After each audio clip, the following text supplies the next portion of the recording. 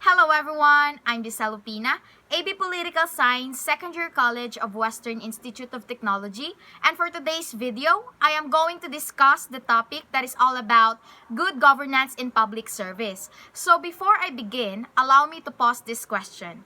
What is good governance in public service all about? So, let's begin with the definition of governance. When we say governance, it is a manner in which the power is exercised in managing a country's economic and social resources for development. Governance refers to the decisions and activities of those in charge of a school, nation, city, or a corporation. So next, let's proceed to the definition of good governance. Good governance means the institutions and processes produce effective results that meet all the needs of society. And the process of making decisions and putting those decisions into action is what the term governance alludes to. Next is a public service. A public service is one that is provided to all members of the community. Public service activities and forms of jobs are concerned with assisting people and giving them what they need rather than making a profit. So, working in government is what we call public service. And public and government services encompasses a diverse range of sectors and occupations like telecommunication and postal workers, inspection and field workers, sewage treatment, recycling, landfill, and hazardous waste activities, for example, are all covered. Leader. Leaders should be models of honesty to their people. With honest leaders and employees, the country will always be on the right path toward good governance. Being a leader is not easy. It is always coupled towards duties and responsibilities. That's why, for me, being a leader must be a good listener too. Because a function of a leader is not just to command and to lead, but to listen to the voice of the majority as it takes an action to solve problems and conflict. Public service is all about character.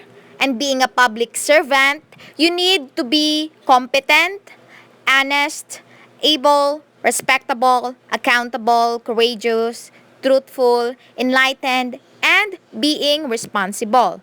Because when talking about public sector, good governance is an important factor in the development and future of any community. Let's proceed to the 8 principles of good governance. The consensus-oriented, participatory, follows the rule of law, effective and efficient, accountable, transparent, responsive, and equitable and inexclusive. Good governance is an approach to government that is committed to creating a system founded in justice and peace that protects individuals' human rights and civil liberties.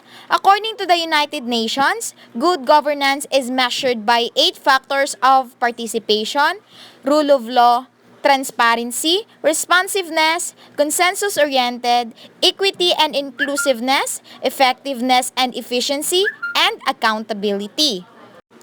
Public sector governance encompasses the policies and procedures used to direct an organization's activities to provide reasonable assurance that objectives are met and that operations are carried out in an ethical and accountable manner. So, in the public sector, governance relates to the means by which goals are established and accomplished. It also includes activities that ensure a government's credibility, establish equitable provision of services, and assure appropriate behavior of government officials, reducing the risk of public corruption.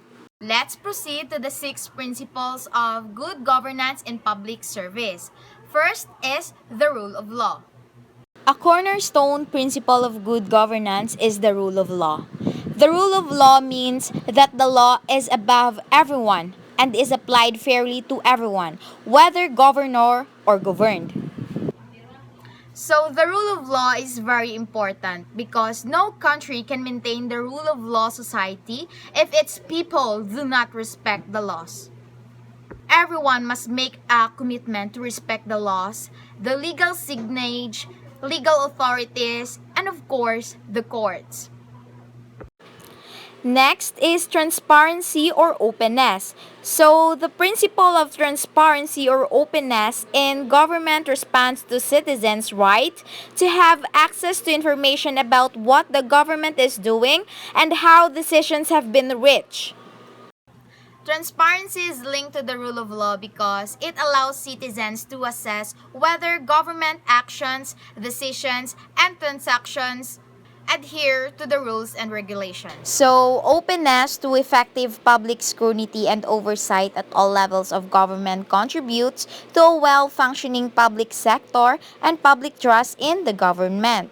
Next is accountability.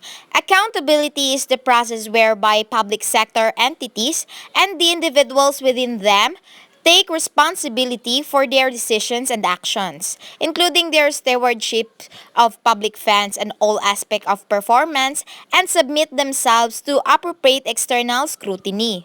Accountability entails imposing penalties or consequences on individuals who misappropriate resources for purposes other than those intended.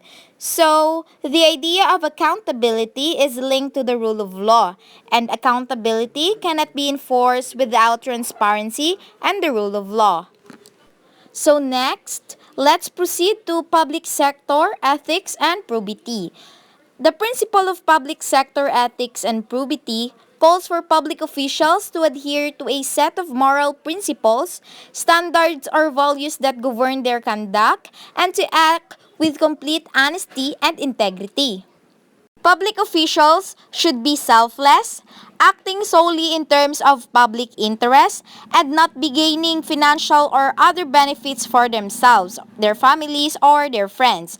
They should be honest, declaring any private interest relating to their public duties, and to take steps to resolve any conflict of interest.